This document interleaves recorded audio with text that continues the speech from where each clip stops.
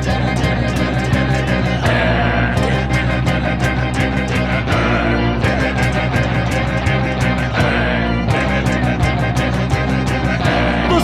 not a party's a man who fights crime, and we're gonna watch him fight for a minute at a time with John and Niall and a guest who doesn't rhyme. It's Bat Minutes!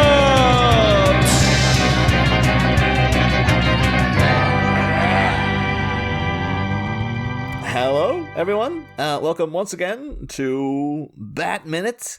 Hiatus stuff. The official title. Yes, working official, whatever. It's a title. It's a title. Let's go with it. I am one of the hosts, Niall McGowan. I'm your other host, John Parker, and hello again. It's been a while. Yeah. Unless you've been on the Patreon. Oh yeah, the Patreon stuff. We're cracking stuff at you left and right. But yeah, today here we're here for ostensibly like a Halloween special because I love Halloween. John, I think, loves Halloween. Who doesn't love Halloween?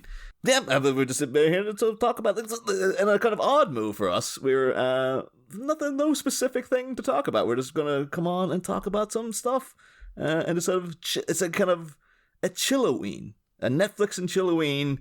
Only virtual and with, as far as I'm aware, no sex. But oh well, I mean we'll see how the day goes. I can't make any promises. Yeah. I know. Our guest is currently sitting watching some hummingbirds, so they might be having sex out there for, within the time of recording. So there very well could be.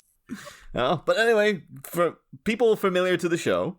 Will no doubt recognize that voice as recurring guest Stephanie Palacino. So hi Stephanie, it's been a while. It's been a hot minute.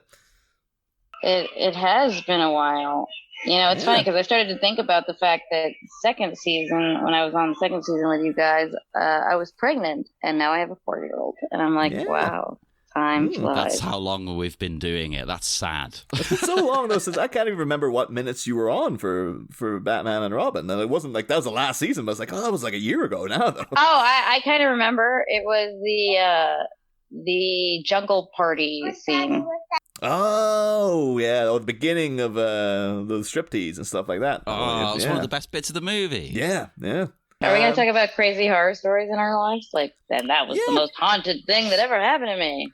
Well, but if you have stories, like I think the basic remit for this was to talk about things that scared you when you were a kid, or local sort of like horror stories from around, like urban legends from your area and stuff.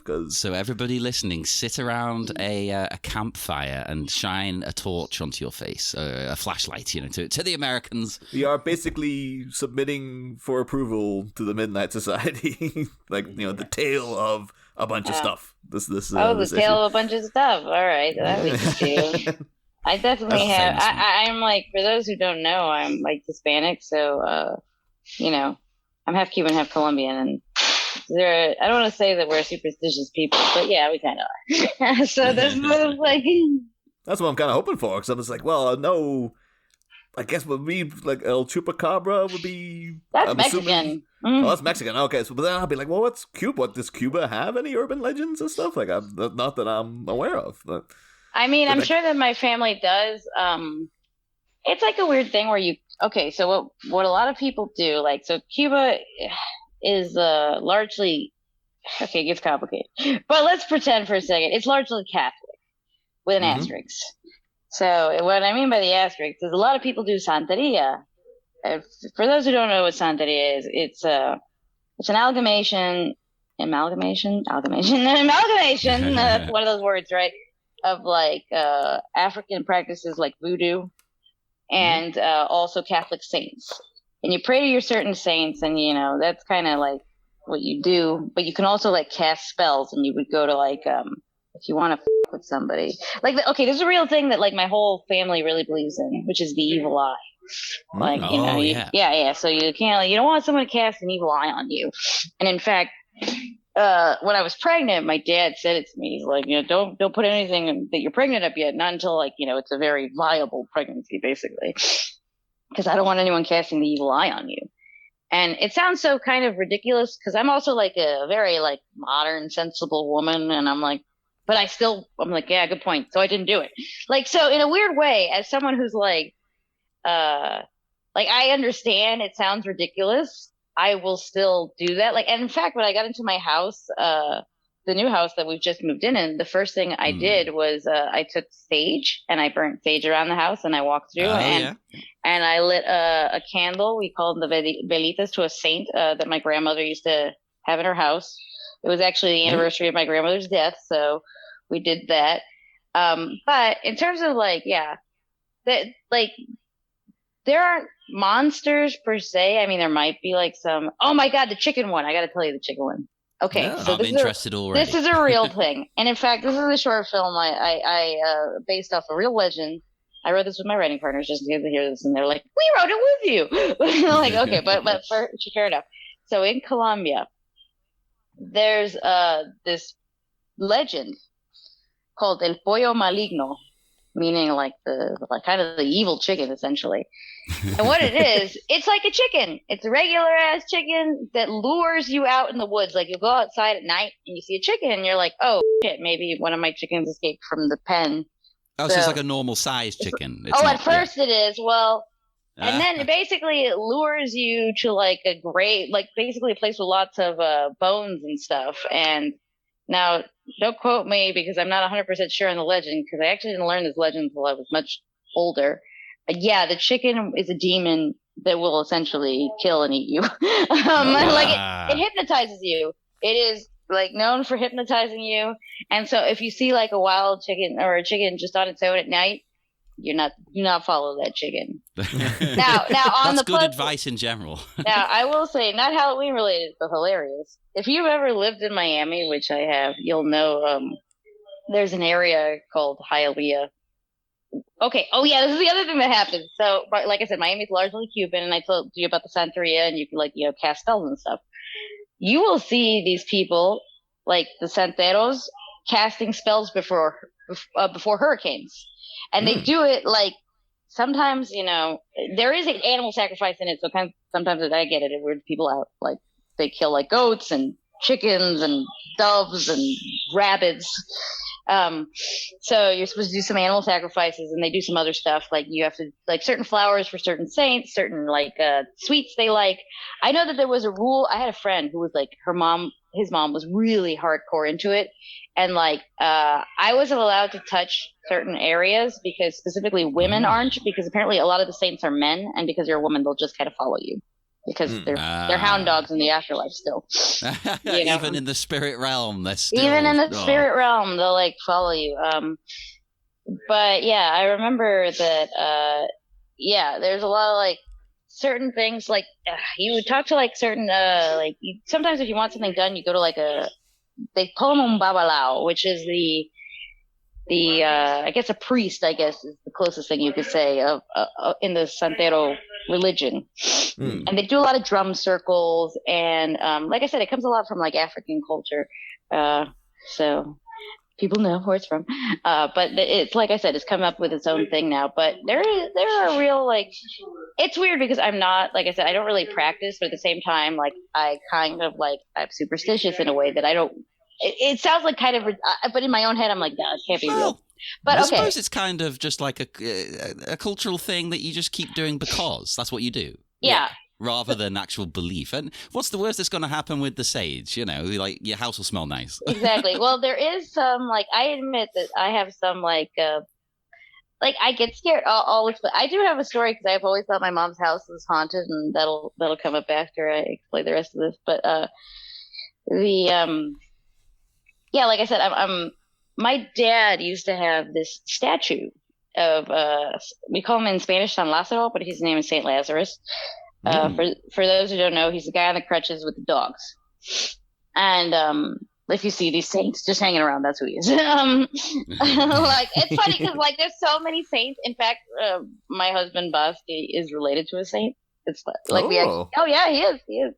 It's a French saint, and then like they actually trace back his entire lineage, so it's his relative. But anyway, my dad used to always put money on the statue, like little dollar bills, $5, and I guess, to bring us like kind of good luck. Yeah. And my dad once told me, he's like, well, in case of emergency, just grab $5 from the saint statue. You need to just grab it from there. And no matter how broke I was, I couldn't do it. I'm like, I can't take this money. Yeah. This saint's gonna spite me or spite me. Like spite in the me. afterlife, he's just gonna be up and like, where's that $5 you owe me? Like, what, you think I'm a bank? Come on. Yeah, so I couldn't do it. I could never find myself like ever doing that stuff. Yeah.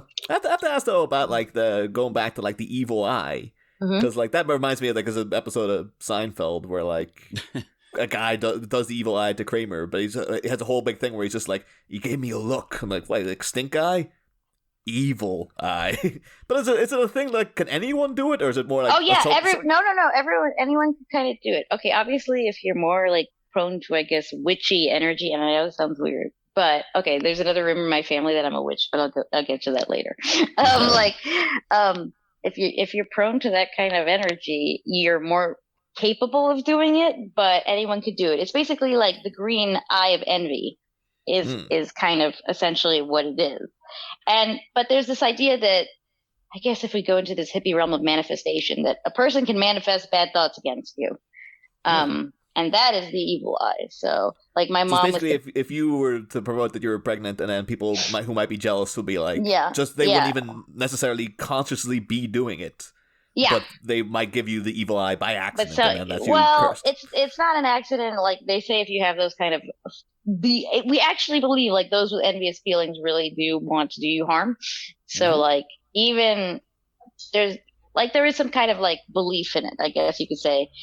That person, maybe if you don't really know about the evil eye, but like in our culture, if you're thinking like bad things about someone who's pregnant, it's kind of like, yeah, you're pretty dick anyway. You're probably doing something mean and bad. Yeah, and it's going to kind of manifest into reality. Yeah, exactly. So when you got pregnant, I am gonna fuck you up. Yeah. So kind of like it's a real thing. Like my mom was saying to me, she's like, I really wish I wouldn't have told anyone I was going on vacation because she's had a lot of bad luck with her pool. For those who don't know, her pool is leaking. And I need to say that because I've been hearing every day about it for the past 2 weeks. So everyone, my mother's pool is leaking.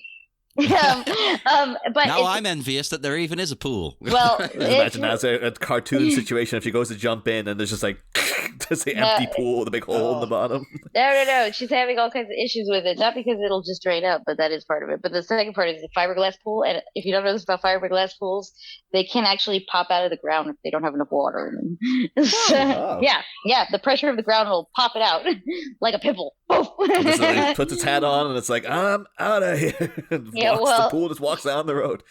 Well, anyway, so my mom was saying, she's like, crap, I should have told anyone where I worked that I was going on vacation because I think somebody gave me the evil eye. And she's like, and then my mom really said that. And then like, okay, it sounds all kind of nutty, but one of the things what happened was me and my stepdad and my mom, we were, there's a place in LA called the Forest Lawns, which is actually a huge cemetery, but it's also like you can go visit it. Like they have a museum and stuff and a beautiful church, and it's really just amazing to see. So add it to you guys' list of things to see in Los Angeles that, is not just touristy, is this place. But as we were walking, we saw a bee, like just walking. Like I guess maybe his wings were wet or whatever. We don't know. He wasn't flying. He was walking. And my stepdad's like smushed it. And I was like, why the fuck did you do that? You're supposed to be. You're not supposed to do that. And my mom and I were yelling at him. And then later on, we picked up my daughter from school, and she had gotten stung by a bee that day. And my mom and I were like, both like, you son of a bitch, that's what you get. You smushed the bee. And like, we really were like convinced. Or like a bit of us was really like, I'm like, it was because you with that bee, And in a weird way, was coming down, the bee was just like sticking its eye out, going, "God damn it!" Like, I will curse you. Yes, exactly. And so it sounds so bonkers. Like I get it, sounds nutty, but in a weird way, we also kind of live by this. So like it's just really a thing that we do. Yeah. So I'm intrigued by the hypnotizing chicken as well. I'm gonna have to look into this because it sounds like particularly too if you're making a short film about it, because it seems like it's a good budget monster. So all you need is a chicken. Well, we were gonna do what are the guys who actually so he actually works. Thank you, honey. I can eat this. He works for Disney and helping with a lot of the ride, painting the rides essentially, and he's also really good at making puppets. And we're like, well, we should just make this thing. Like, but it's hasn't come to fruition yet. Maybe I should kickstart that I think it'd be great because the first few like kills it does can happen off screen to build the tension. You don't even have to show it for most of the movie. Although the whole concept of hypnotism in chickens just makes me think of there was a really famous clip from a radio show in Ireland when I was growing up, and it's people put animations to it and stuff now, where the local radio host Jerry Ryan, someone the day prior mentioned you can hypnotize a chicken if you just draw a line in chalk on the floor and lie the chicken down next to it, and it won't be able to take its eye off it. And a guy rang in who was just like, I've done it. Like, the chicken's out there now. And there's a whole big thing of they're really interrogating the guy. And eventually he's like, how do I get the chicken out of this though? Like, I don't know. And eventually he goes over and he just wipes away the chalk, and you can hear the chicken attacking him. And stuff. Oh my god, that's hilarious. This sounds great. I'll just forward on the clip because someone's done like a claymation animation to it. And it's just like, it's just amazing. Chickens are weird though. Like, did you ever see? Like, this is a bit horrible, that chicken that survived having its head cut off. Oh, yeah, I've heard about that. It's pretty freaky forever. Well, I'll tell you this. So one of the things, if you live in Miami, people sometimes, and I said the legend of Hialeah. Hialeah, no tourists should go there, but it's kind of a hilarious place. Hialeah is essentially it's largely Cuban, but it's largely first-generation Cuban. So that's the difference between it and, let's say, some other parts of Miami, where people are like, as I say, the Cuban culture is very, very, very much there. You can go into a shop. Most people just speak to you in Spanish. They won't even bother speaking to you in English. Like, you better learn some Spanish. That's how I feel about this area. And you'll see that there's these shops called botanicas, which are the Santeria shops. You can actually go buy the stuff you need to go, do your rituals. Ooh. Yeah, they're called botanicas. Yes. They're real and they exist. And they exist mostly in Hialeah and Little Havana and a couple other places. But there's also this thing about there's chickens. People just have chickens everywhere. So much so that there is a animal control in South Florida has specifically a chicken branch. Because there's always chickens, wild chickens running around. But chickens aren't your problem. Oh no, the problem are roosters who are mean. Oh, are they like aggressive? Because they're the male ones, right? Yeah. But some of these are raised to, not to poo-poo on some Hispanic culture, but it's true. They do cockfighting. And some of these will be raised for that, and they will. Yes. Also seen in Seinfeld, the cockfighting and people getting messed up by them. Well, legend has it in my family there was a rooster that my grandfather had that apparently hated everybody except for him, and I think he thwarted a break-in. That's how vicious this thing was. Yeah. It's quite cute that it liked him as well, because it's almost like admitting him into the club. It's like, you are an honorary member of our team. You're not a human. Yeah. Well, yeah. You can also join in the cockfights if you want. Well, this one was a pet, but he was just vicious, and he hung out. But I never met said rooster. I just heard the legends of the rooster. Legend of the rooster. Yeah. It's passed down a couple generations already because we've heard. No. To be fair, my mom was a kid, but she's not that many generations. But I've told Blake about it, so maybe yes. Yeah, it's already passed down. How many generations will be people who listen to this episode will be like, oh my god, I've heard the legend of the rooster now, and 70 years from now, people will still be talking about it. Yeah. But yes, that's it's not exactly a ghost story, but they're scary as hell. I actually have a little bit of a fear about roosters, and I've been chased by one before, and I'm like, ah! And it literally chased me. Apparently they if you're wearing open-toed sandals, it looks like grubs or food, so don't do that by roosters. Oh, whoa. So they target there. Oh my god. That's the worst place, I think, as well, to get, pecked. Yeah. Well, I have to ask you, John, because you, of course, grew up in Gloucestershire and then spent time in Pakistan. When you were over there, did you hear any local legends in Pakistan of any superstitions or any sort of This is where I have to be very boring on this podcast. No.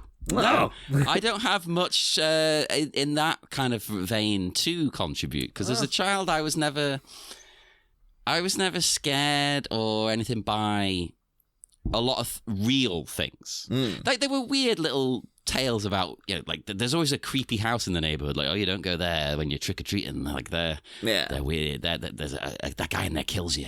Oh man, they're very basic with the stories. Like he just kills you. There's no. Yeah. Well, I'm sure there was more, but I was always more scared by like fiction and things. I was fascinated by ghosts. I had a million. I thought you were going to say ghosts. like I was more scared by like the idea of like thermonuclear war and I was scared about that. I was like, you sound like an anxious kid. I was a very anxious kid. I was about 7 years old, and I would have nightmares about nuclear war. Oh wow! And I would get sleep paralysis as well during it, which is quite horrible. Oh, I also got that, but that has to do with my ghost story. I'll tell you about that later. Oh, whoa! See, that's like the only real world thing that did scare me. I think everything else was fiction. It was movies. For some reason, I'm fine in the real world, but as soon as I watched a scary film, I couldn't sleep.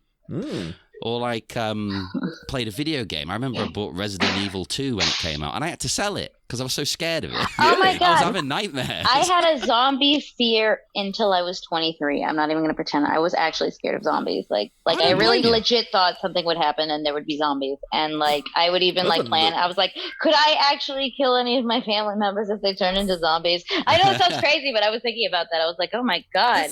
This is nuts. Like, you must have been like really, because there's been like an oversaturation in the zombie market. I'll tell you what did it. I'll tell you what did it. The what set me off was the remake of Dawn of the Dead, and that's Zack Snyder. Yeah, and it scared the crap out of me. And it was what's his name? Was it James Gunn wrote it? I think he did. Yeah. So I was like, that movie has the thing because like, it has a happy ending, and then it's like during the end credits, you're like, yeah, no, it does not. They get all eaten anyway, and it has the zombie baby, which like terrifies you. It's like, oh. Yeah. I actually think it's a good remake. I know people hold the first one sacred. I think it's great. I think it's great. Actually, it's a really good movie. I think it's always the one that's like the undisputed good Zack Snyder movie because everyone's like, well, he did that Dawn of the Dead remake that everyone actually kind of liked. So it's sort of like everything else he's done since has been like, well, contention. There's all over the place, but I mean, some people like 300. Come on, I like it, but that it's up for debate. Some people are like stupid. Right? I think pretty much everyone likes this. You know, if I meant to post about this in the listeners' cave, and I was so outraged that I was like, I have to write about this because on Teen Titans Go, they recently had Zack Snyder on. What? And he was like there. Yeah, he guest starred as himself. Patrick Wilson's also in the episode, kind of making fun of the fact he always works with Zack Snyder, and he mentions that he played Night Owl and stuff. But the thing is, to look it up, I was like, okay, so I'll have to try to track down the episode, and so I had to Google it. Went on the Teen Titans wiki, and they're like, it's episode 5, whatever. Can you find it on HBO? Wait, you guys don't have HBO Max. But it had like the list of like guest stars, and I was like Zack Snyder, and then midway down it was Seal, and I was like, Seal is in it? Like, why isn't everybody talking about the fact that Seal's in it? And so I watched the whole episode, no Seal, went back, clicked on that link, and it was just it just brought you to another wiki entry about seals. And I was like, you son of a bitch, Teen Titans Oh my Go! God, they just messed with you. Well, I'll say this about Teen Titans Go, which my daughter actually loves. It's great. It's actually a great show. I know it's hard because I'm one of these older millennials who really loved the animated first version of it, and I was like, screw this. Oh no, my desk fell apart. Yeah, it did. Right now. That's the Teen Titans Go writers giving you the evil eye from afar. That's it. Yeah. Although speaking of movies and sticking with the theme here, I have been trying to watch a bunch of horror movies I've never seen. I was talking to Niall off mic about some of these because I notoriously haven't liked a lot of horror movies over the years. Me too. It's quite new. Me too. I grew up on what you were saying earlier, John, about like being scared of films but not things in real life. I grew up on horror films, so I was like watching like the original Hellraiser when I was 10 and been like, oh, it's awesome. But it was always, the only thing that really rattled me then was things that were based on true stories and stuff. Oh, yeah. Go ahead. Well, the one I watched the other day, Niall, you know this because I've talked to you about it, was the Texas Chainsaw Massacre. So, did you see that as a kid? Oh, yeah. Okay. I was there during the big, because it was banned. Up until like the early 2000s in the UK. Yeah, it was a big. It was one of those things that was like it was never released on video up until about 2003. Even And though so it when it came out on video for the first time. time, it was like a big deal. I was like, it was unavailable in the UK up until blah, blah, blah. And so, been UK adjacent in Ireland. I was like, and went out and then finally got watching the Texas Chainsaw Massacre and stuff like that. That was like, So did that scare you, though? Because that pretends it's real at the beginning. No. Oh. But I think a lot of those things, like, I never was rattled by, like, Freddy or Jason. They were also kind of funny, like Child's Play, like Chucky. Yeah. I'm like, there is kind of a camp to it. Yeah, I think a lot of it too is because it was there's posters of it everywhere, and it was just like I always interpreted like, oh, this is a thing that people enjoy. Like it's supposed to be. It's supposed, it's nothing you need to worry about because it's very clearly like mass marketed material that everyone's into. Like my brother was really into it and stuff, so I never worried about that stuff. But then when it was something like, as mentioned to you specifically, Stephanie, previous, like when it was like Fire in the Sky, where they're like, that one scene is like, yeah, and that one's like Fire in the Sky is not particularly a good movie, but like the alien abduction sequence is like the best alien abduction, but it's so. I've watched it recently, and it's still terrifying. Yeah, it's such a terrifying movie, like the whole thing, and it's also kind of based on some truth. There is it's based on a real guy. Although the thing about it is that you listen to the real life Travis Walton telling his story, and his version of events is really boring. Yeah. So the Hollywood producers are like, we're amping this up, so they just turned it into a full on horror movie. It's no Communion. Yeah. But yeah, so that was always my thing of like, it was either based on true story stuff, like The Entity with Barbara Hershey is like, it's a true story, and then when they sneaked in scary things into like things that weren't supposed to be scary, so like kids shows or something. Oh, and yeah. You'd be watching things. I have a few. Okay, so you have something too from kids shows? I have. You better believe it. Well, obviously there was the famous, the original Midnight Society.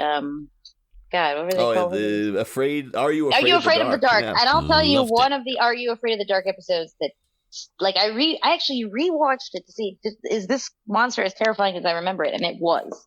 And it was the one about the pool. There was a pool in a school, and that thing, like, would drown people, like, in the pool. Like, what's it called? I know we have one, but as you know him, Stephanie, Dave Pal's big Are You Afraid of the Dark fan, and I know he's probably screaming the title of that episode. Let's see, right now. Pool, Are You Afraid of the Dark? I know the kid in it because every time you watch one of these things, it's always like a famous. Oh, that's Jay Baruchel in that episode. He's like, oh, they always grow up to be somebody, like 90% of the time. Tale of the Dead Man's Float. That's what it was. Ooh. And that monster, when they revealed what it looked like, I was like, "Oh God, it's terrifying!" It is very. It's like the what you call him in the new season 4 Stranger Things. He did. What a Vector, whatever that one. Yeah. Yeah, but it's basically they took that kind of like it's him without eyes. Yeah, which even makes it even creepier. But yeah, it's like a really like a flayed skeleton. Basically. With meat still hanging on it and stuff. It's pretty monstrous looking, and I'm like, that scared me as a kid. And then for those who don't know, because I'm from Florida originally, I went to theme parks a lot. Now back in the olden days, back when Disney's Hollywood Studios used to be MGM Studios because it was actually like partially like run or owned by MGM, like the actual MGM Studios. They used to have this epically awesome ride called the Great Movie Ride. And the Great Movie Ride would last like 30 minutes. It was like a long ass ride, or like 20 minutes. It was a long ride. And it would take you through different scenes of famous movies. And one of the scenes, you can actually watch it on YouTube. You can go through it. Like, they still like, somebody, it didn't close till like times, they were smartphones by the time it closed. So, so someone had the foresight to go through and record it all. Yeah, there's a few recordings of it. So yeah, you can actually do it. You can look it up. But one of the parts of it is Alien. Like the movie Alien. Back when Ridley Scott wasn't a cantankerous, psychotic old man who just makes garbage. And he made good stuff. But I was 3 years old the first time I got on that ride, so I was younger than Blake. And there's a scene where it's Ripley, like, and they're doing the original movie where it's like the countdown, you know, 5 minutes to total destruction or something like that. You know, when she has to get on that goddamn ship, and you see the thing, and there's a point where the alien monster does like a jump out at the audience from above, and my little terrified 3-year-old brain saw this thing. You know, G.H. Geiger made beautiful creature if you think about it now, because it's so terrifying. Like, it hits all the senses of like, this is a horrible monster. And like, I saw that thing and my little heart forever was haunted by the alien from Aliens. Now I don't give a shit because it's oversaturated and it's totally lost all its luster. But at that point, I was like, "Oh my god!" Sometimes they have to really, because I think we mentioned it on the show several times, the game Alien Isolation. Oh god, where they make I'm still the alien scared scary again. Yeah, it's an incredibly tense game, but they make the alien scary again by keeping it hidden and then making sure it's like, just one of those things is the most dangerous thing you're ever going to encounter. Which they kind of ruin by the end one because in the game. There's not multiple. Yeah, I think by the end there's a whole bunch of them and stuff. But like the first like majority of it is just one, and it's kind of like we were saying recently with people. Hopefully everyone's caught up with Andor. I haven't watched it yet, but all right, I'll do. It's very very good. It's not a spoiler or anything, but they managed to make because it's so like with low people who aren't in any way important, aren't particularly skilled in any way, them hiding out from a single TIE fighter is tense as all hell, because it's like they make they put in the sound so you hear this TIE fighter coming from ages away, and it's just like, oh my god, they're really scared of one TIE fighter. And they do it a couple of times, and you're like, it's so weird, because we've seen like the Rise of Skywalker where they had like 90 billion Star Destroyers, and they all have Death Star cannons. Yeah, and you're it's like an arcade video game, isn't it? And you can blow them up with the slightest breeze, just passing them. Yeah, and you look at that movie and you're like, I don't care. But this thing, it's so well done that they managed to ratchet up the tension of one TIE fighter being absolutely terrifying. And then, Alien Isolation, they managed to crack the code of like, keep it hidden a lot of the time.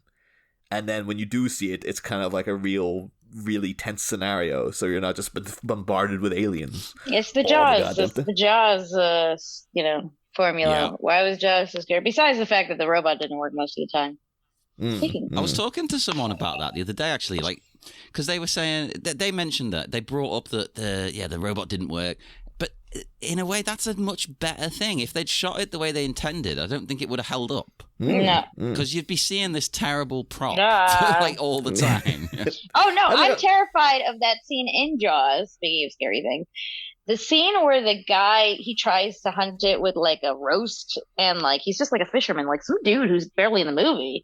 And the shark grabs it and then takes the pier off with him on it and starts. And then he has to jump off and swim back, and you see the pier turn around like a piece and come back towards him. And his friend's like, "Come on, swim!" And I'm like, swim! Like, I'm like watching it, and I'm like, freaking terrified. Yeah, it's great, and that wouldn't have been in there if the robot worked properly. That's a Jaws is just a great example of like, it's so. What was it, like 50 years old now? It's like, it all still works. Like and again, little things like not showing them up, but that's Steven Spielberg. I think he's got something. I think he might have a bit of talent. He was 27 when he directed that movie. Do you want to feel like a piece of garbage who's done nothing with their life? Like, when I found that out. I hate it when people have succeeded earlier than me. Screw you. But no, I think like a lot of it, talk about when they would, because I never was scared by Jaws either. I was just like, oh, it's great. I was scared. See, I lived in Cyprus at the time though, so I was always going to the beach. Oh, I was terrified by Jaws. Yeah, anytime I went in the water, you'd see a shadow, and you're like, under the water, and you're like, oh, it's a shark. Yeah, because Stephanie too, you're like Miami. From Miami, and I was so scared that I thought it would pop up in my pool somehow. And I'm like, I don't know how. There is a really cheap, crappy sort of horror movie where the shark can appear in any body of water. Ghost Shark. Is it Ghost Shark? Yeah. Ghost Shark? It's just basically, it's a shark, but it's a ghost, so it just shows up wherever the hell it wants. If there's water, it can appear in it, basically. Yeah, it can you be in the shower, the shark comes out of the shower, that kind of thing. It's that level of stuff. Yeah, I swear that I had my moments of like, oh, God, it could be in this water right now. And the funny thing is, I was so scared of sharks growing up in Florida, even though the alligators are much more prominent in the area. But there are sharks too; they do come. Yeah, alligators are scarier in a way because you're more likely to encounter one. Yeah, and now I think back of all the stupid shit I did as a kid. You know, like friends. Okay, I never swam in the back of a canal. But tons of people did when I was growing up. Now you don't do it because it's like a death trap. You know, like it's full of alligators and it's disgusting. So like, there's two reasons why you don't want to do that. But I was never really scared of alligators, even though they do.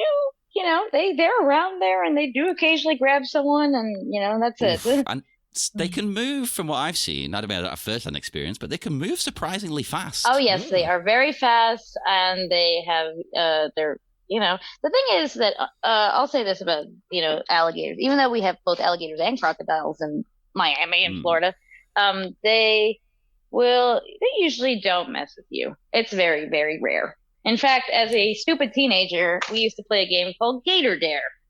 Now, you want to know some Florida stuff? This is a Florida moment in my life.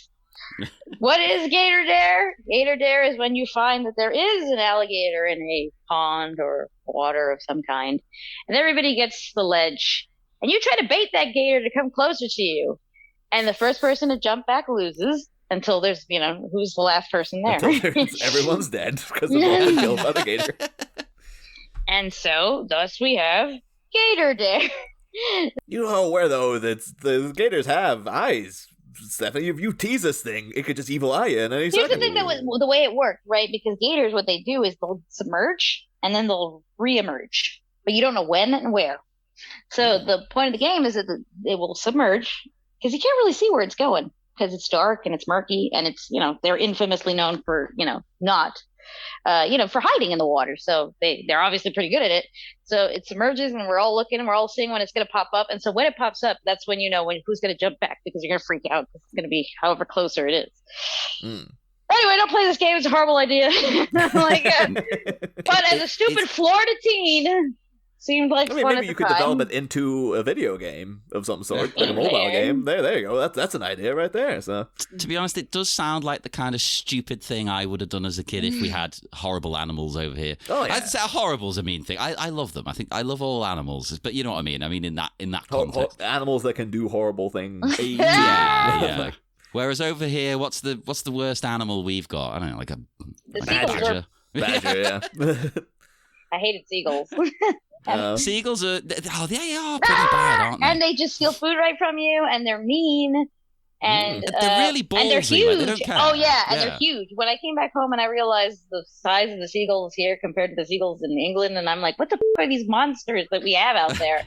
Like, they're stealing people's chips off like Blackpool Pier. That's why they're just getting fatty potatoes into them all the time. Yeah, I've lost many in Brighton. I've lost many snacks off the pier and I got chipped on a couple times.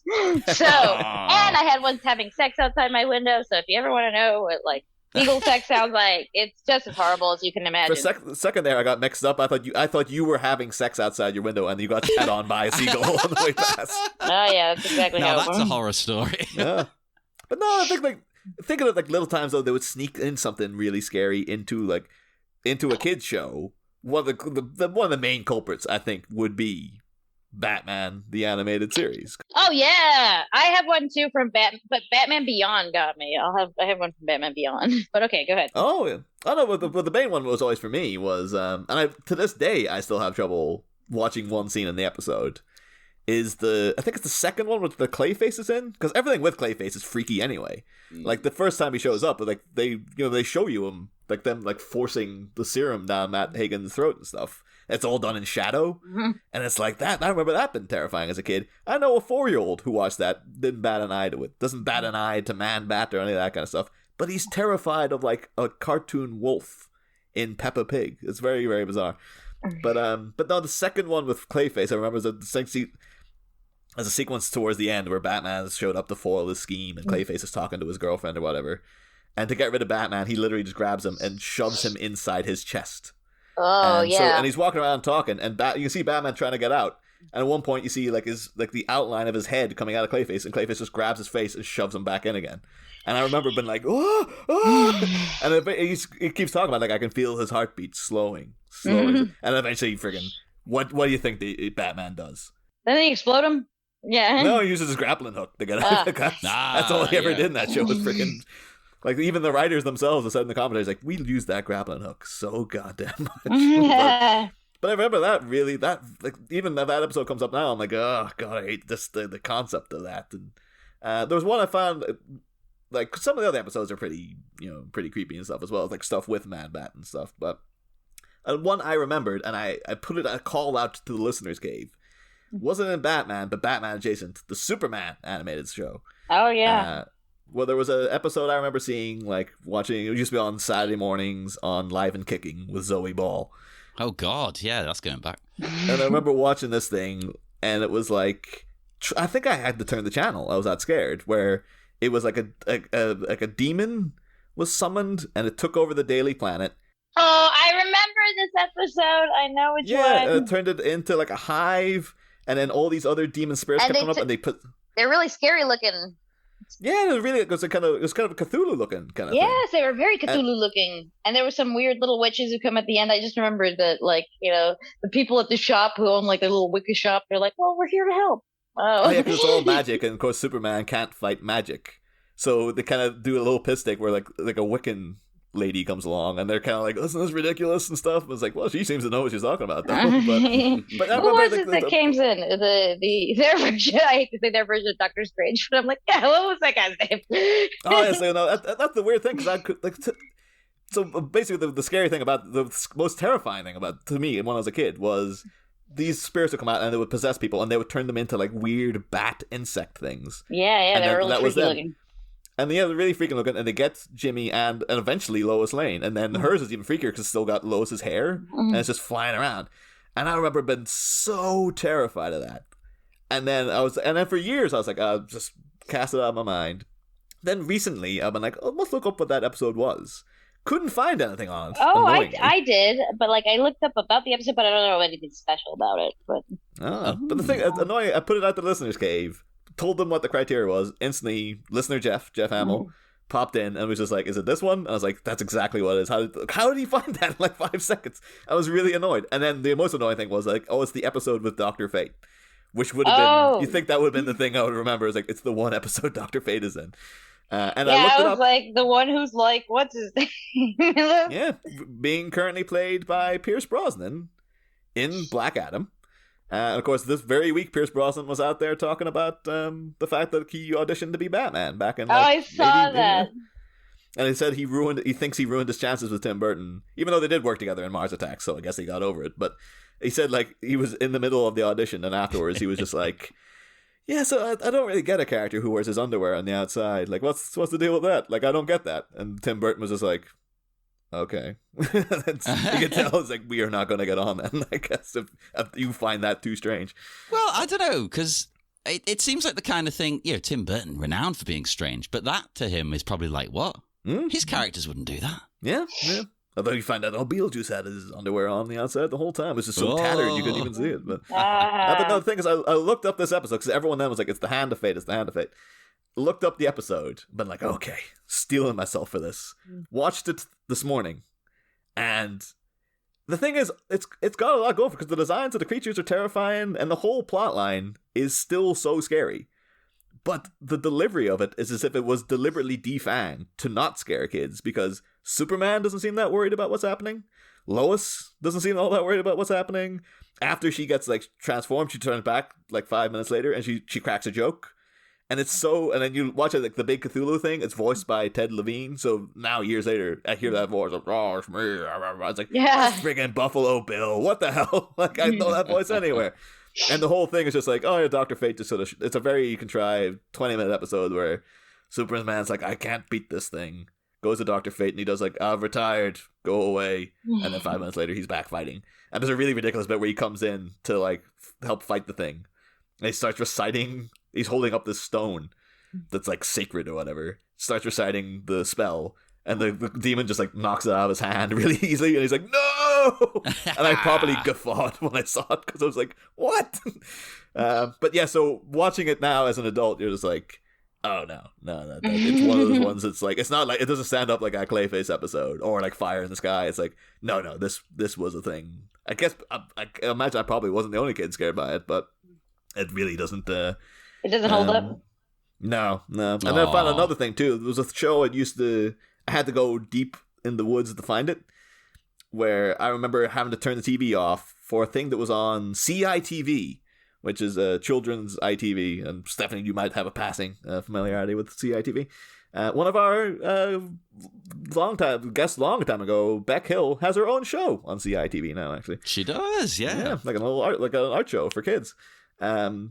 Make Away, Take Away, I think it's called. But she's having a great time over there.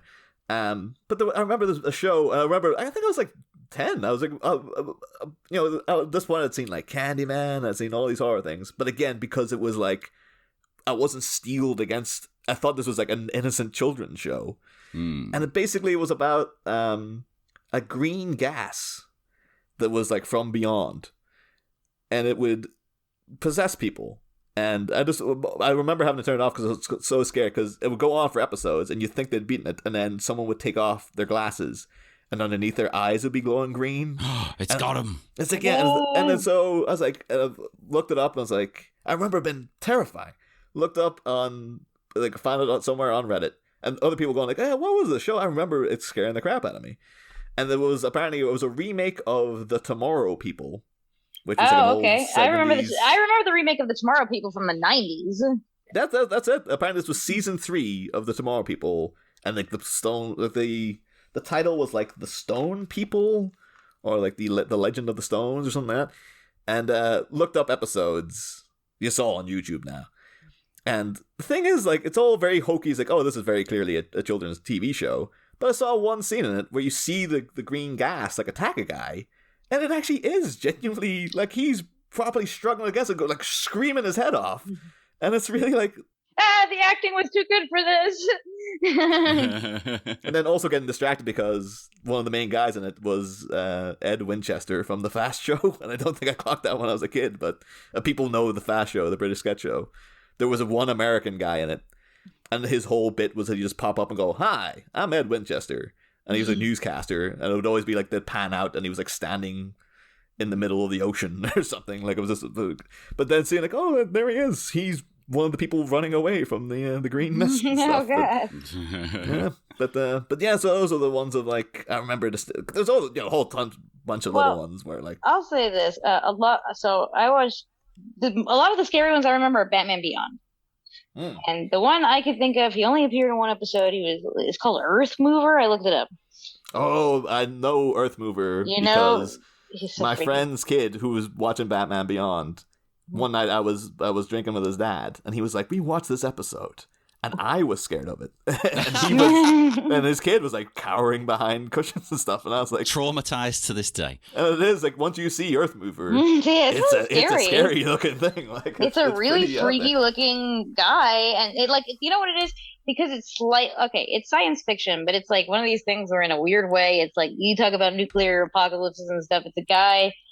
Basically, he dumps chemicals, like waste of some kind of chemical waste that they shouldn't be dumping, and essentially he gets kind of like trapped and covered in the chemicals and buried alive. And like, I'm like, oh, so Jesus. He's the Toxic Avenger, essentially. But he looks much more freaky, and then his like daughter. Fused. The thing is, he's fused to the wall. Is the thing? It's yeah. They've got him like a really detailed painting. You can see like he doesn't move his mouth. His eyes kind of pulsate with this green light. Yeah. And so it's like basically having this crucified man buried in rock who's kind of half a skeleton staring at you. I've looked him up. Yeah. Holy crap. And he can control the dirt, I guess, around him or something. We need to do some more of these like cartoons and stuff, because I have no experience really of most of them. I've seen the occasional, of the animated series, but I've not seen like Beyond or anything. Oh, Beyond is good. Yeah, I'm currently rewatching all of Batman Beyond in anticipation for our next season, because we'll be talking about the animated movie Mask of the Phantasm. But, it's a great movie. Yeah, well, you're welcome back on for when we're covering it. I will. I'm always, I'm always up for it. But yeah, John, did you have any? Like, do you remember any shows that really like struck like I'm even thinking there's things in like Thundercats and stuff that scared the crap out of me. So like, Mumra was kind of scary looking. There was one we used to have a VHS in the house of the Thundercats movie, which was basically 3 episodes stitched They together. always used to do that, didn't they? Yeah, just slap them together. And there was a sequence in that where Lion-O goes to Mumraz to like have a talk with him by himself. And as he's there, all the mummies, the mummies don't come alive, the wrappings start coming alive and start chasing him and start wrapping themselves around him, turning him into a mummy. And he gets his hair trapped under a door as he's trying to escape, and they successfully get him. And then the only way he gets out is by, like, the sun happens to come in and hits the bandages, and then they disintegrate.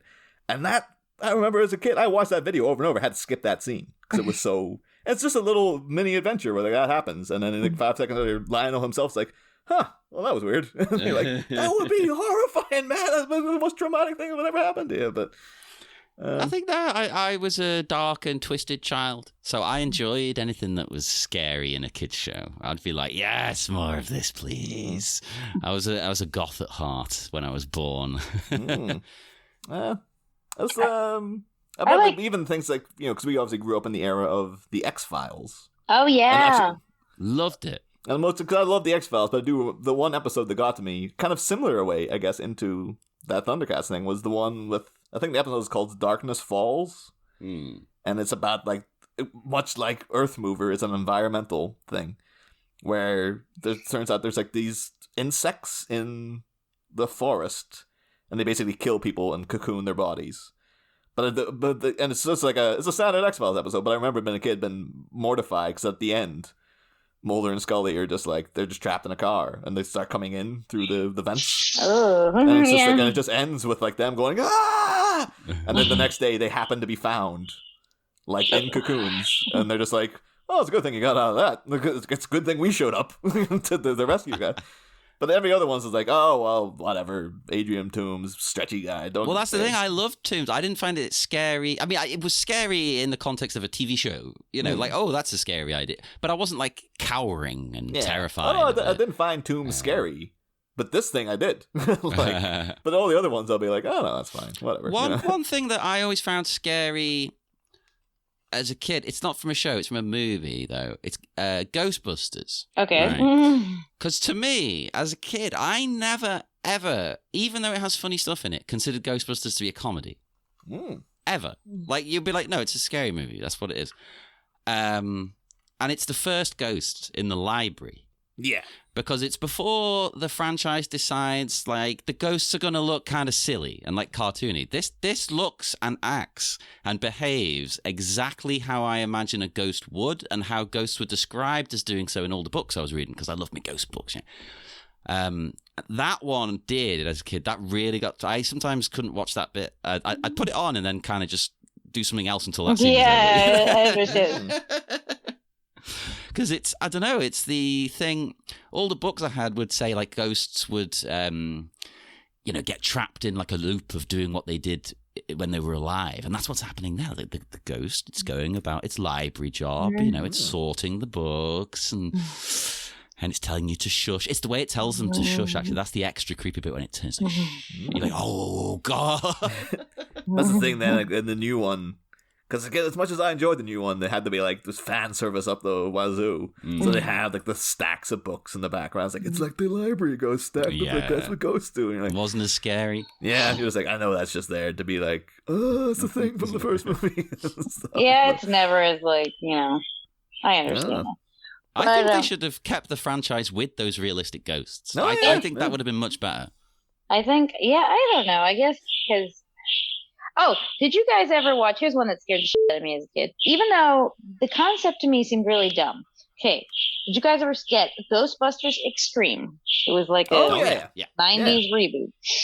It was the one that's like, because I remember now, it's like, because they had the whole thing about the 2016 Ghostbusters and like trying to be progressive. I was like, that Extreme Ghostbusters had I was like, didn't they have a guy in a wheelchair? They had the goth chick, they had the Latin guy. Goth girl. What's this woke nonsense? Yeah, if you did that now, everybody would be like, this is over. You're trying to overcorrect. It's like, back then, it was like, this happens to be the characters. That's so what. Yeah. And they were really interesting characters, actually. I was like, you know what? The whole reason, like, it's a bunch of college students who are in the class because they want an easy A, and it's Egon who's teaching the class. And they had a couple episodes where was pretty scary. I remember one, it was the ghost, like a house that was really up, but it was like an old lady who seemed real sweet, but she'd invite you into her house and of course like try to like suck out your soul and ruin you forever. And I remember that they tried to destroy the lady. The maid was helping them the whole time. But like at the end, like they try to save the maid, like here, come with us because she looks normal. But then she pulls back half her hair because she's like a French maid who's got like half one eye covered, and she pulls it back and she's all disfigured and screwed up. I can't leave. And I'm like, and I was just like always really horrified by that. I'm like, you're stuck in this horrible house forever. That's kind of sad. Yeah. I mean, I believe all of Extreme Ghostbusters is available on YouTube these days as well. So if you ever want to revisit Stephanie, it's all there for you. But yes, again, back to topics. So, do you guys want to hear about my haunted house? Like, oh yeah, of course. So that we've been dancing around this like a haunted house story for now. It's like I feel like we've suckered people along for long enough to be like, just get to the goddamn fireworks factory. I'm pretty convinced my mom's house is haunted. Like, and I have kind of thought it for like years. But the only one who doesn't believe it is my mom, because of course she does. But of all people, but and it's particularly what was my room. The first night I ever slept in that room, I remember that, like, I couldn't sleep. I was like, there was something about that place that creeped me the hell out. I think I was 9 turning 10 when I was moving in there. And I was like, there's something about this place that's just scaring the crap out of me. And, maybe it was just my vivid imagination because I'm a kid. But I swore that, like, I woke up in the middle of the night to see all my toys floating around me and the TV was on and the lights were on. And then I felt something whack me across the back of my head and I fell asleep again. And I'm like, it's just felt, and I've had really vivid dreams and I can, what is it when you can control your dreams? Lucid dreaming. I lucid dream all the time. Like I actually have that. I could do it pretty well. The first thing I do is fly. Like I'm always flying. I'm like, this is great. I'm always on that thing of like, once you realize you're in the dream, you're like, oh great, and then you wake up, you're like, no, damn it, no. No, I can do it for a while. I can do it for like an hour about it. Like it is. But anyway, I was like, maybe I was just having some really lucid dreams. And I remember telling my mom I thought the house was creepy, and she's like, that's fine. It's because the cable's not hooked up yet, and you want to watch TV. Whatever. But that there's something, and I just get a really bad feeling about the closet. Like, we have a walk-in closet in that room, and I did remember my mom telling me that was the only room she couldn't see when she had looked into the house, because some weird guy was renting it from, like, the previous owners. And so I swore that when I was there that I would, like, see, like, my mirrors, I would see, like, double reflections in the mirror that weren't quite mine. No. The doors would like kind of open and close, but that kind of happens sometimes with air conditioning. But I was like, what the fuck is going on there? And then the weird one, well, there's weirder ones, but the first weird one was that somebody would sit on the bed. And when you'd see your bed sheets, like somebody sitting on it, and the impression and the feeling of somebody sitting on the bed is there. No.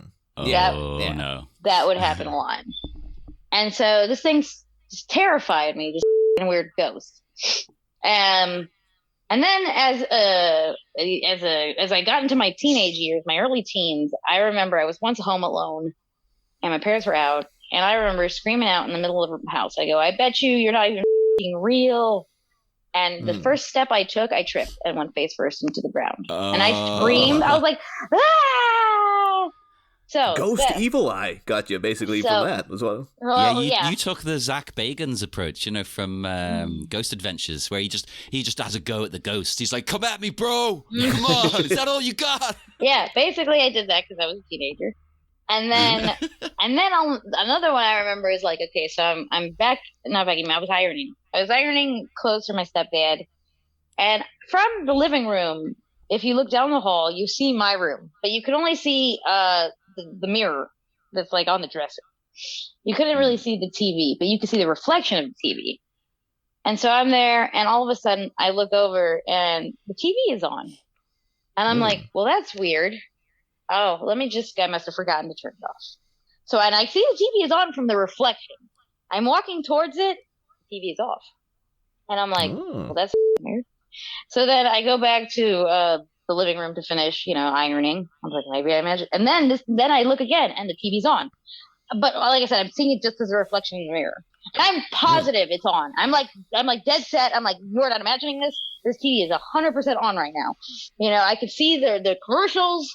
Holy shit, it's definitely on. And I run. I go running. And sure enough, TV's off. And I'm like, wow. What the hell? And then finally, I decided to give the ghost a name. I gave him a name, Nick. I don't know why. I just thought Nick was an easy name. That was the energy it was giving off. Yeah, it was giving off Nick energy. And Big Nick energy. Big Nick energy. And then we kind of like lived fine together for a while. Like once I kind of accepted that he was there, and I was like more like receptive to like trying to be nice. He wasn't a dick anymore. And anyway, I left and all was fine until my sister moved into that room. And then it all started again. And she called me to tell me, I remember when you said the place was haunted she would say it's haunted. She was like, I know it is. You weren't lying. I said, I said it for years and no one believed me. You were there day one trying to convince them. Maybe we should do an episode where you go back to that room and see. I go to that room all the time, but I think it's gone. Honestly, I haven't felt that energy back there. Okay, I'll supply you with some ghost hunting equipment. I'll send you a spirit box and everything. Toot, the one that goes through all the stupid freaking radio stations. I'm like, yeah, I'm like, and it picks up voices. It doesn't pick up crap. Those things are always so stupid. No, the white noise with Michael Keaton though, one of those ones that you're like, oh, I remember being immensely disappointed by. In the early 2000s, that like Michael Keaton is doing a ghost movie. This is gonna be amazing, and it's just absolutely awful. there was a lot of just I do remember White Noise vaguely, but I didn't watch it. And then there was a sequel with Nathan Fillion, the people and what you call her, Starbuck. The one who's she's Katie Sackhoff. Katie Sackhoff. Yeah, but like I remember again the couple of years after, it's White Noise 2 with Nathan Fillion and Katie Sackhoff, and been like, apparently it's even worse. God, it's funny how like these people get into such bad movies and still had careers. Yeah. But this was like them fresh off. Well, I guess maybe Nathan Fillion, because it's like, well, Firefly wasn't a success at that point, so he's like, well, this is what I'm getting. But Battlestar Galactica, in a weird way, he like has a career just from that, but like people still like love him for like I love him too. I'm like, he's got a great voice. He's just got this weird career though of like he was like Castle for what 10 years. He's in The Rookie now. But everyone's still like, yeah, it's Malcolm Reynolds from Firefly. Like, I still remember Firefly too. I was like, Firefly was a show that was like, just Fox really hated that show. They were like, really wanted to destroy it.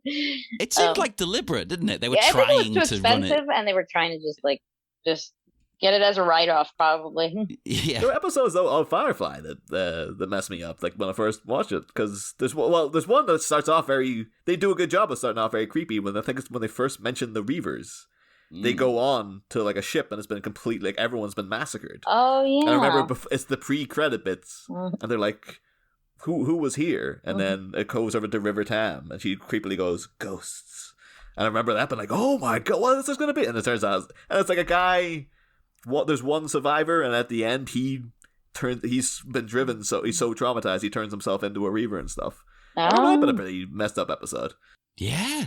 Well, actually, speaking of torture, that was something that always got me in Star Wars, was when Han Solo has been tortured. I was thinking of that exact scene right now when you said that. I was like, yes, when you don't know what's happening to him.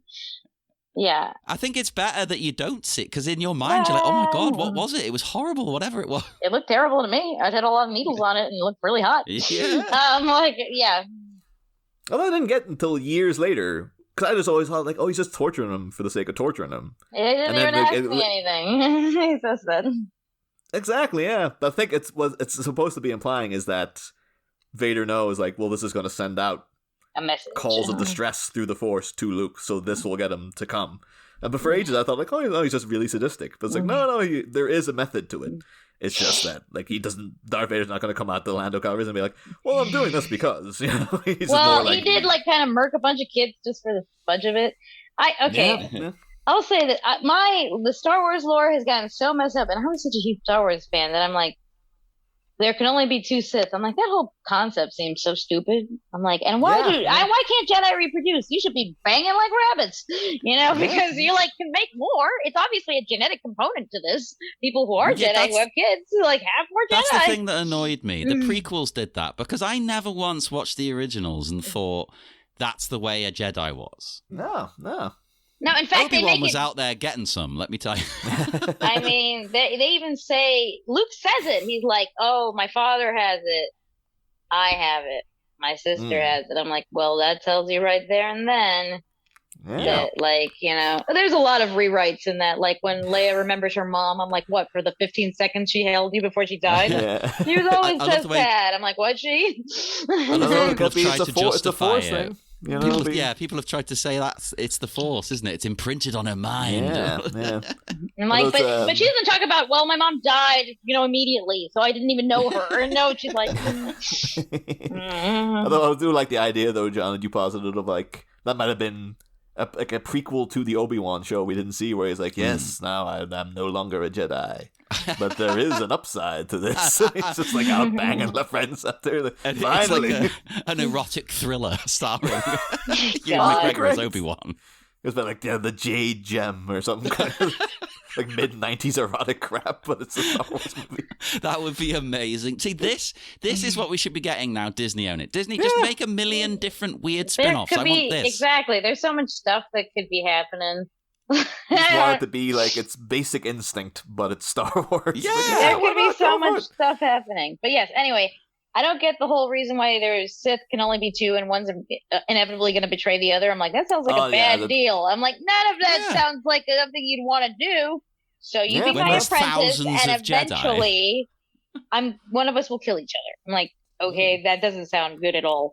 None of it. Every single conversation you're having with the other guy, you're going to be like, is the day the day? You gonna try today? It's coming eventually. I know it is, because that's the way this works. Here's us wanting spin-offs, right? How could we do a Star Wars horror? I'm sure you could do a Star Wars horror. They kind of touch upon it a bit in Clone Wars. There was definitely some scary stuff happening in that show. There's all witches and stuff, isn't there? In Clone Wars, they get into some. Yeah. There's the ones that are the people. There's the Darth Maul. What are those people? This is the same creature Darth Maul's from. His planet. The women are the people in charge, and they have witchcraft and stuff.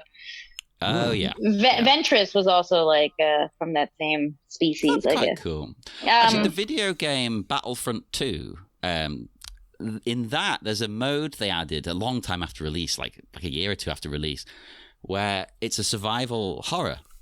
And this is going to sound crazy, but it is really scary, right? So it's on Endor at night.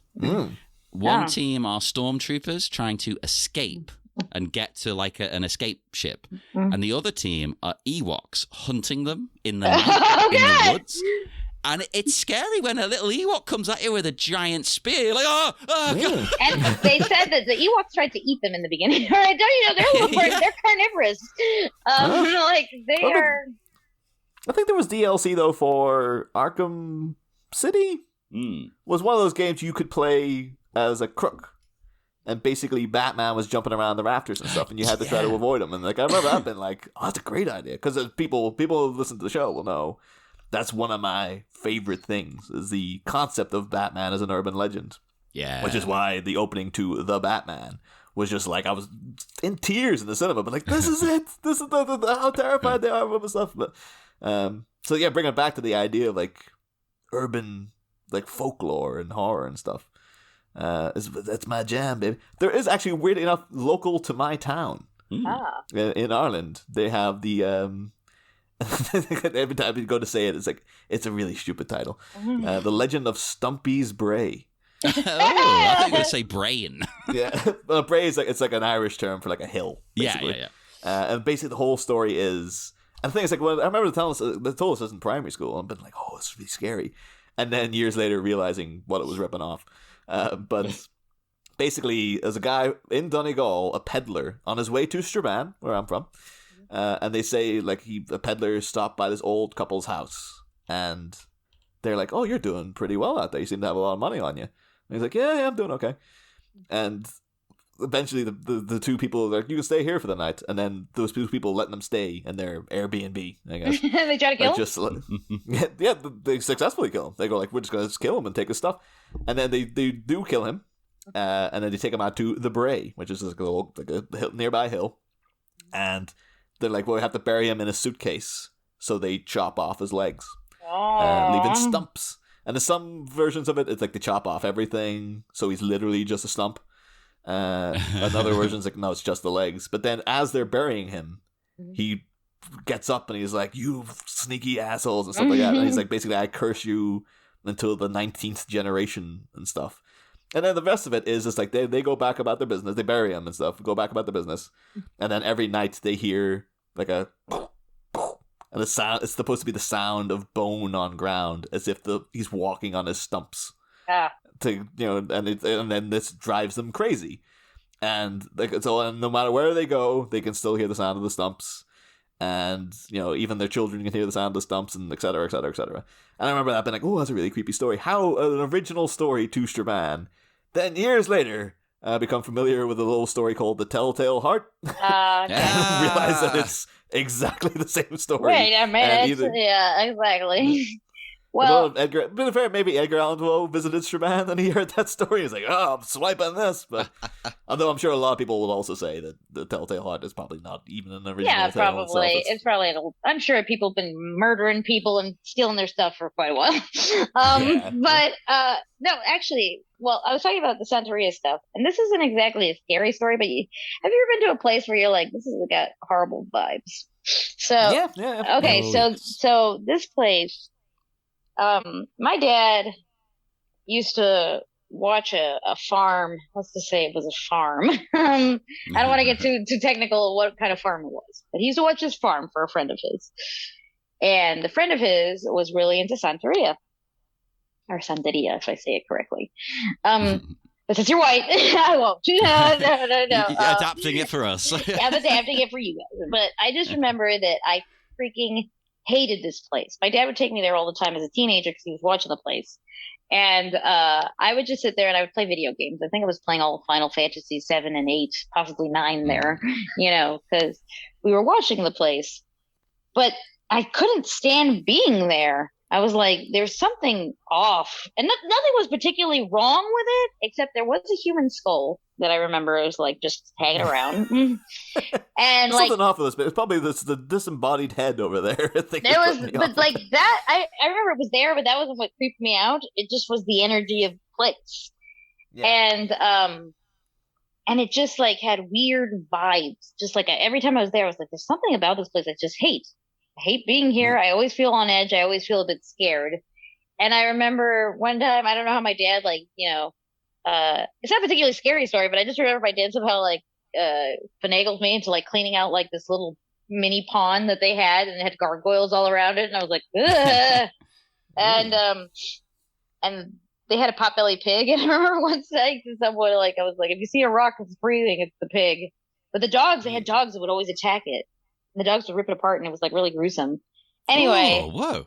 Long story short, the guy who owned the place, it was my dad's like best man at his wedding, best friend. His wife divorced him, and he killed himself in that place afterwards. So I was like, I don't like this place at all. I hope they burn it to the ground. That would have an odd atmosphere, I think. Definitely. Don't like that. Yeah. Well, a place I hated, but I'll tell you some more funny, creepy stories. Okay, remember I was saying earlier that my family has kind of a weird thing that I'm a witch. Like, there's a little bit of a rumor going around. It's because I like to read tarot cards and, okay. That's okay, though. I know many a witch. Okay, so we know, and as a kid, I'd have, crystals and stuff, so yeah, I got that a lot. But, it's a little different when you're Hispanic because they kind of believe it's real. But it doesn't necessarily make you evil, but they do think sometimes you could do stuff. Okay, so we're talking about the evil eye. I had 2 evil eye incidents that my family thinks is me. And it might be, if I really believe in that kind of stuff. One time, my parents were my mom just liked to yell at me at the time. So she was just yelling. And she was so angry and yelling at me, and I was so pissed off. I go, God, you're just such a jerk. And I was looking at her really angrily, and all of a sudden her bed just collapses. We don't know why. It just it just falls both right to the floor. And it was kind of high up, so we're like, "Oh my god!" And my mom actually looked at me and said, "Ah, it's you and your freaking witchy powers." And anyway, and then number two, which I will never. This is why I never will, do bad. Like I don't want to ever think badly again. Like this is the reason I don't ever try to. Like yeah, I said yes, you can subconsciously do the evil eye, but not really, because you will still have bad thoughts.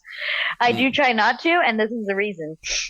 It was my 16th. Oh yeah, it was my mother's birthday.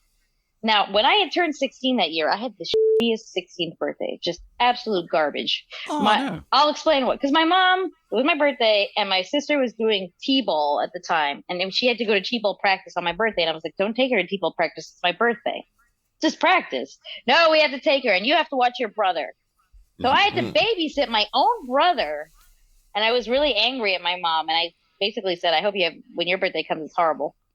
Because that's fair enough, I think. Yeah, I didn't get a cake. I had to make my own cake. I didn't get anything. Whoa. Yeah, it was really shitty. Like it was honestly like the crappiest birthday I ever had.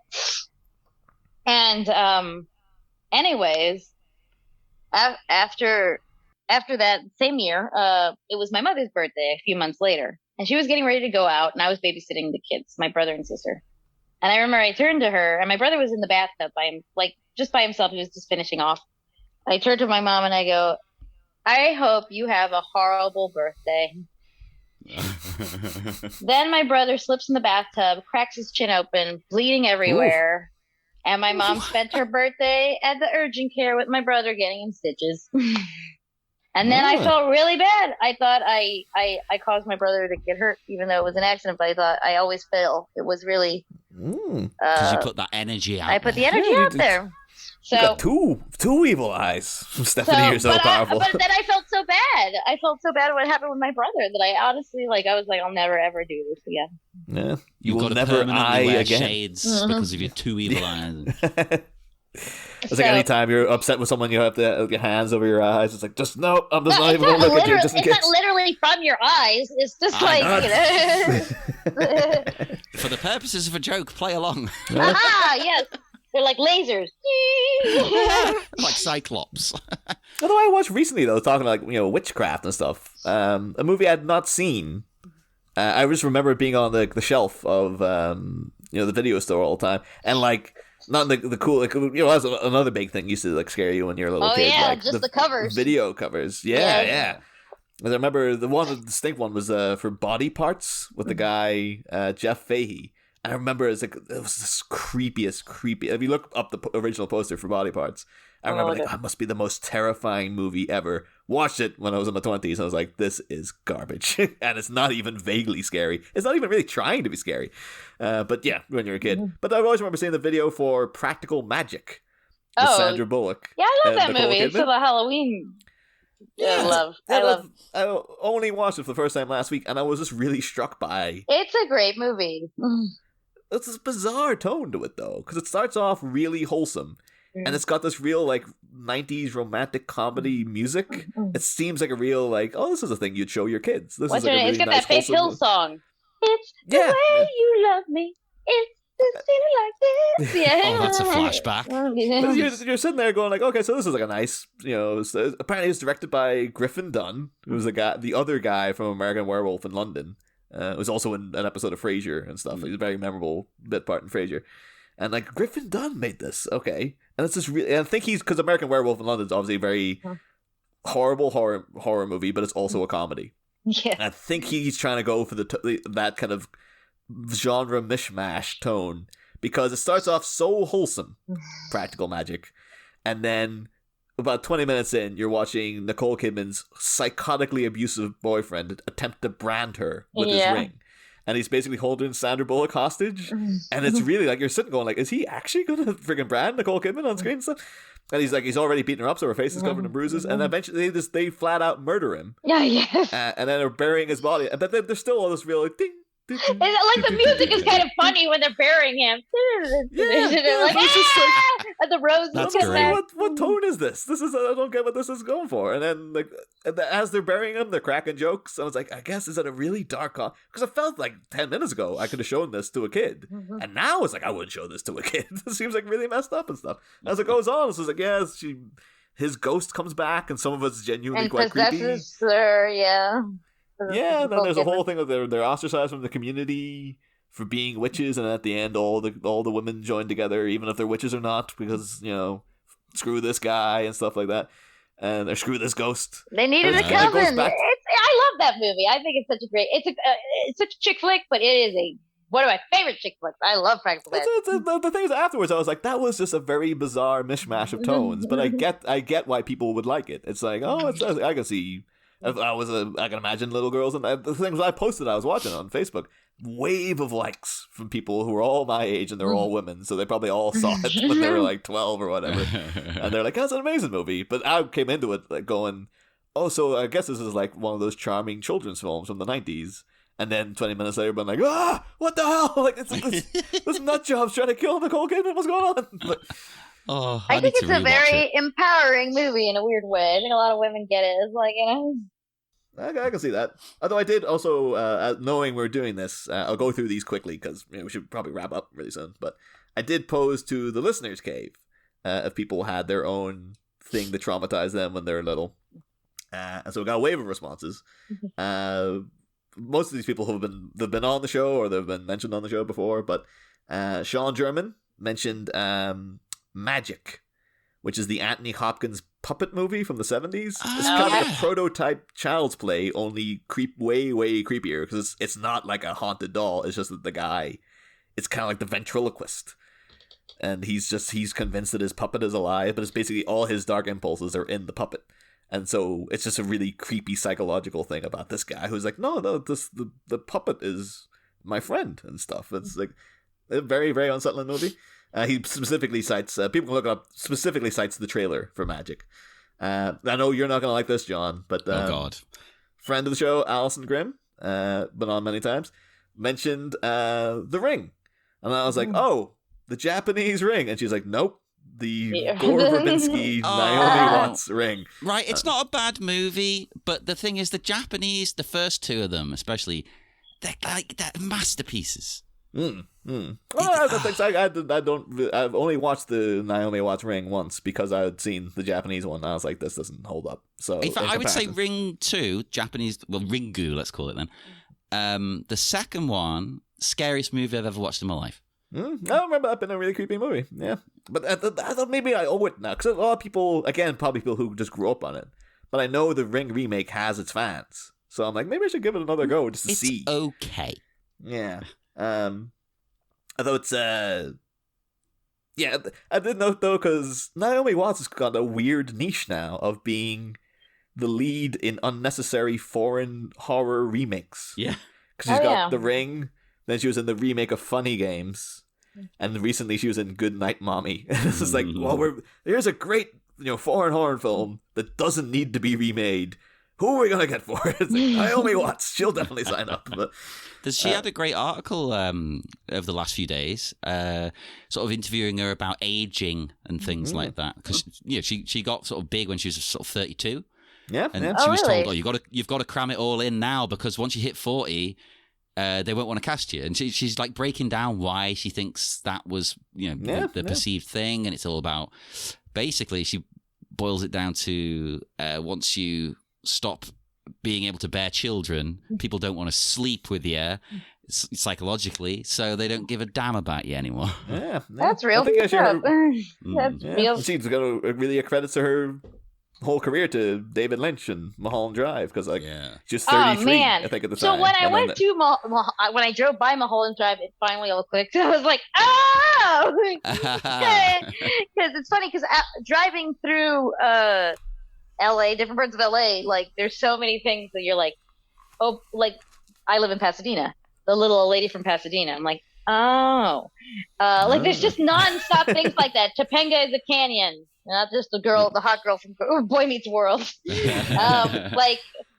fact that the Boulevardist family from Proud Family, they're all named after streets. The bomb is named Sunset. Felix was the dad, but it's from Los Feliz. And then the girl La Cienega is a street, La Cienega. I'm like, I get it.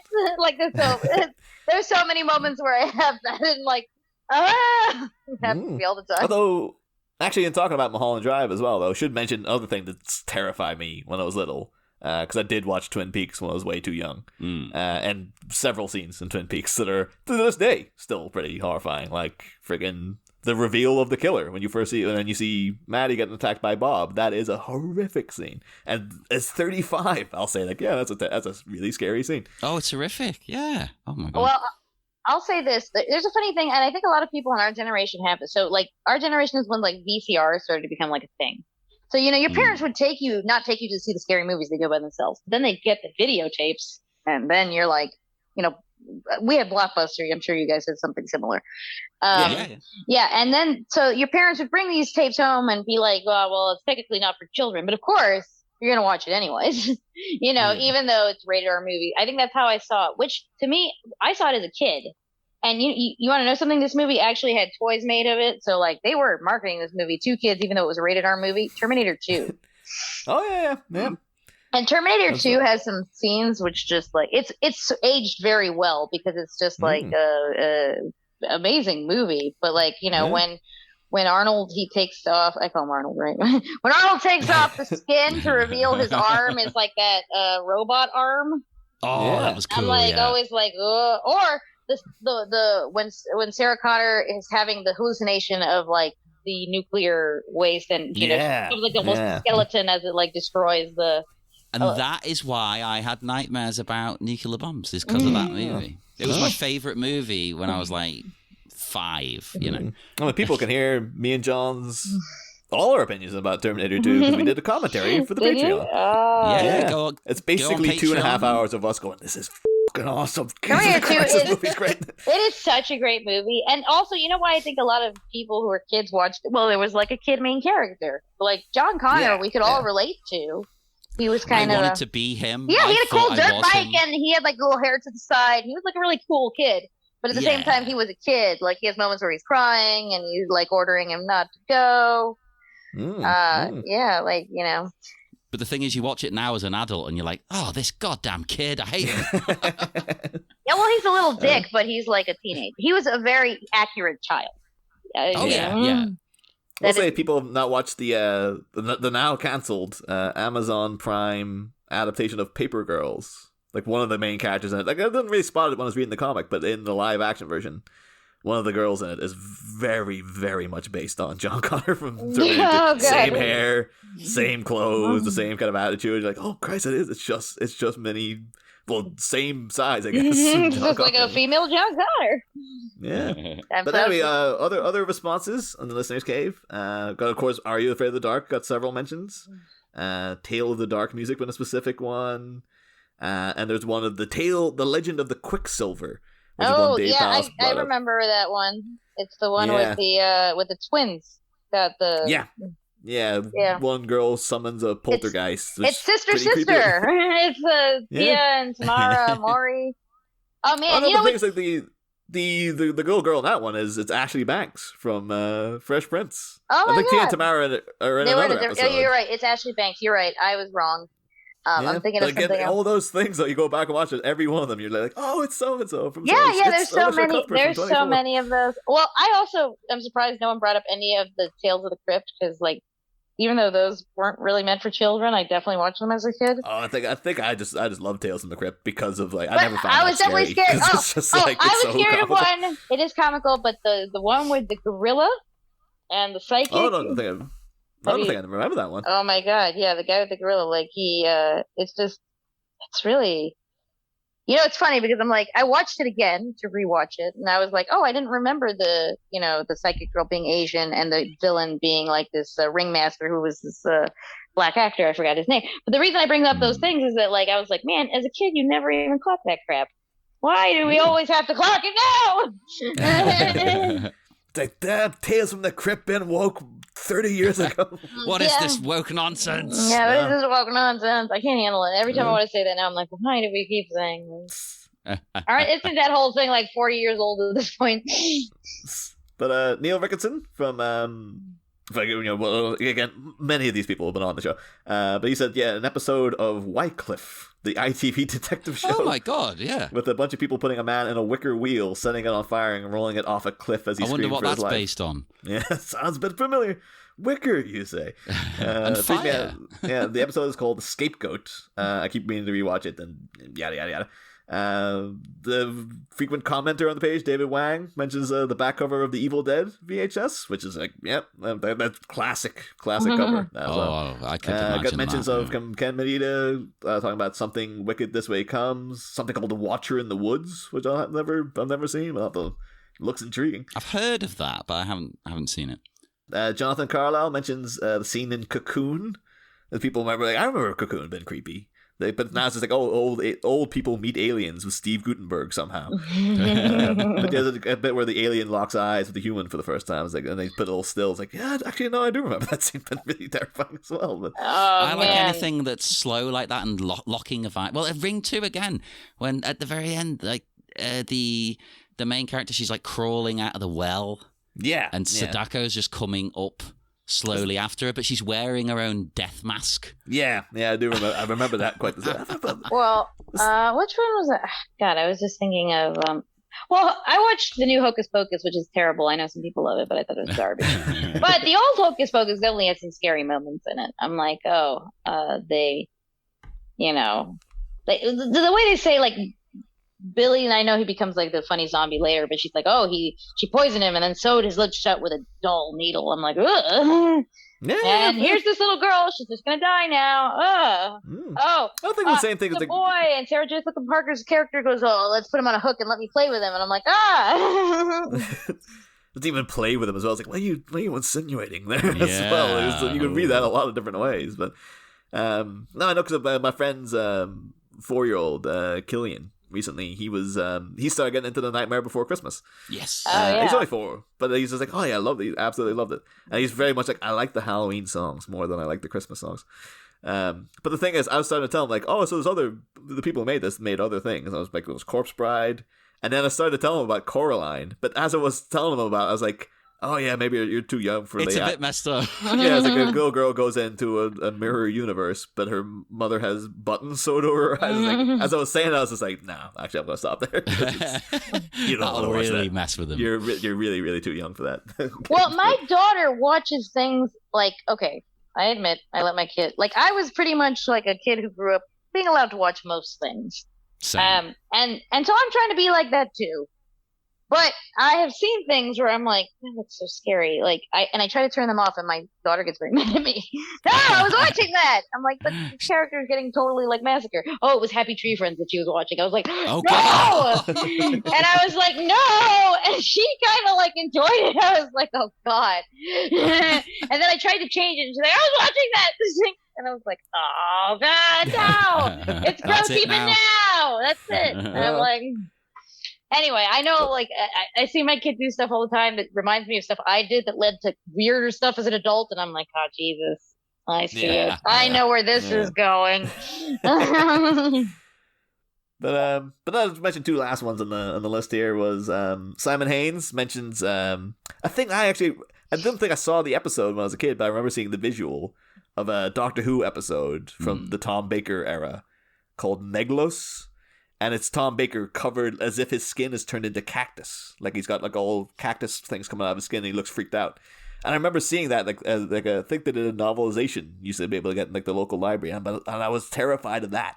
Because I was like, they've turned the Doctor into like a cactus or something? That's weird. And I looked up the episode and it's like, no, it's not him. It's like a double. It's like an alien. It's an alien cactus double of him. I was like, oh, that's not scary at all now. It was scary when I thought they turned him into a cactus or something. But it's like replaced him. Okay. Yeah. And then Jeff Ferry mentions Zelda, Pet Sematary, which is kind of a classic one. People have seen Pet Sematary. I thought you were going to say The Legend of Zelda, Majora's Mask, when the moon has a giant face and it's coming slowly down to crush the world. That's the thing that a lot of people, you get a lot of creepypastas based on all those Zelda games because people are so scared of that kind of thing. And then Jeff Harden mentions an episode of Fantasy Island with Roddy McDowell as Satan. And I was like, that sounds awesome. Like, what could be bad about that? But that sounds cool. Yeah, I'll have to look that up, actually, to see. It That kinda sounds like it's a ties winner into- to me. Kind of ties into one thing I wanted to talk about before we went dead quickly was, because we need to bring up one thing that's sort of local to where we live. It didn't start here. Okay. But it's one of the places it became famous. London, I believe, is the first. It is the legend of Spring-Heeled Jack. Oh my God! I added that as a character in a script we were writing. Yeah. I love it because it starts out when you read... Basically, he's a character... How do you even describe it? Sometimes he looks like a man. Sometimes he looks like Batman. Sometimes he looks like the devil. Yeah. He's supposed to literally breathe blue fire. Well, that's the thing. It said, starts off that it sounds like someone got accosted by a creep, right? The first sighting of him is basically he just jumped out of an alleyway, grabbed some woman, started kissing her and scratched her with his, they call it claws. And that's it. She screamed and he ran away. It should be added too that this isn't like word of mouth. This is things that like you look up. How the like old it's papers. evolved. It's like people. There was articles going like Spring-Heeled Jack sighted again, like in the paper. Like there's like, oh yeah, this is freaking. Was it the Daily Mail? Because and I don't know if we can believe it.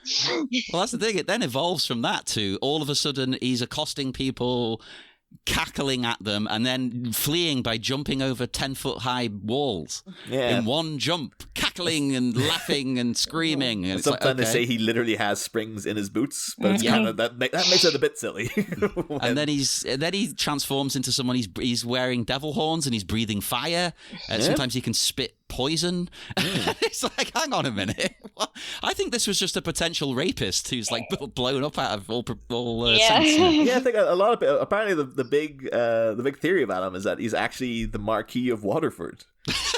Oh, so I think apparently the Marquis of Waterford was like a known, just a complete hedonist asshole. He just would go around just fucking with people and was outside. Yeah, he was like a prankster. Before we leave, I have one scary story that I wanted to say. But just to mention, one of the reasons they always bring that up is that apparently one of the stories said like, Spring-Heeled Jack's cloak has an M and a W on it, which is Marquis of Waterford. Why would he wear that? I think that's one of the ways that people in the newspapers were identifying him. It's like some guy attacked me and he had this on his cloak. And they're like, a Spring-Heeled Jack. But then apparently in like the Penny Dreadfuls years later, where they kind of morphed him into like an anti-hero. So he was like an avenger of abused women and stuff. But apparently there's one where like you see his face, and the people go like, "Oh my God, it's the Mar," and then they cut off the sentence. But apparently it was supposed to be known. But like everyone knows the Spring-Heeled Jack is supposed to be the Marquis of Waterford. Well, the Czech Republic have their own version as well. It's called. I'm going to butcher the pronunciation. I think he's Perak, the Spring Man of Prague. And he becomes a folklore hero as well, and he goes on to even combat the Nazi SS. Oh, I thought it was going to be like a Godzilla versus King Kong. So like, him and Spring-Heeled Jack faced off sometime. It was awesome. Jack versus Perak. No, there's even a movie, a 1946 movie called Spring Man and the SS.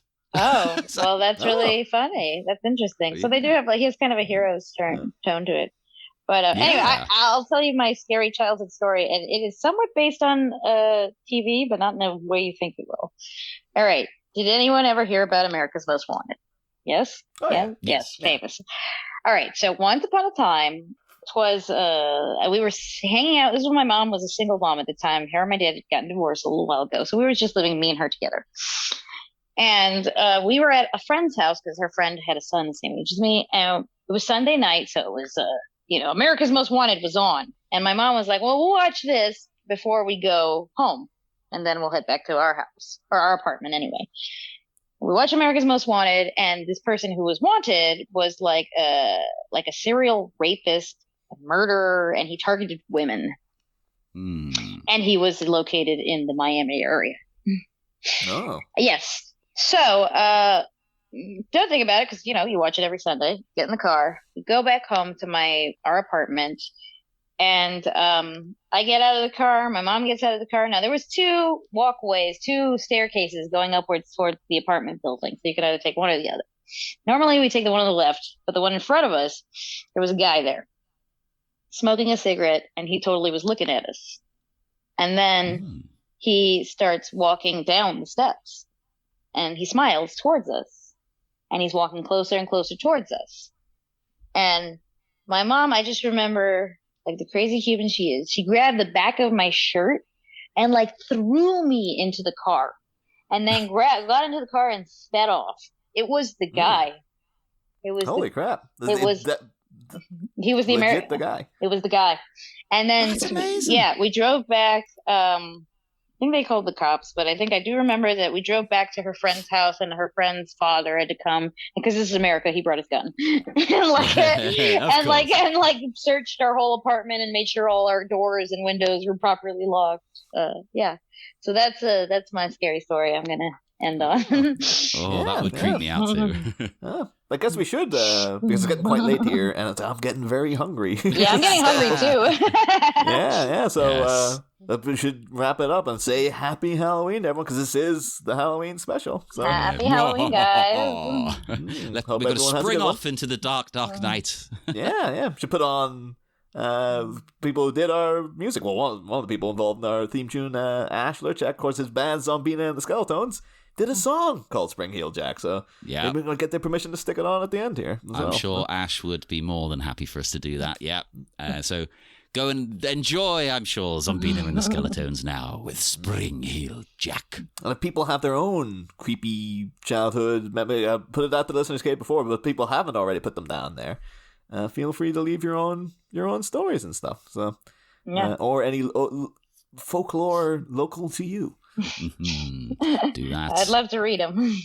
Yeah. I know frequent guest of the show, Clarice Lottery, I asked her, because I was like, oh, she's really into horror stuff. And then she mentioned that she used to be terrified. She's like, it's not folklore, but I used to be terrified that the headless squirrel that we found in the park one time was haunting me.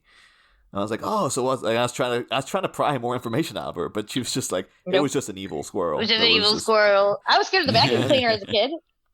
Yeah, I just thought it was loud and scary, and it sucked. Yeah, I thought it would suck you up. I mean, now I have one of these robo ones going around. So you are a cat, okay? But, yeah. Yes, we will head off now. So as usual, talk to us: Facebook, Twitter, Instagram, all of that. I'm not going to list it. You know where to find us by now, and you will be hearing from us again soon, listeners.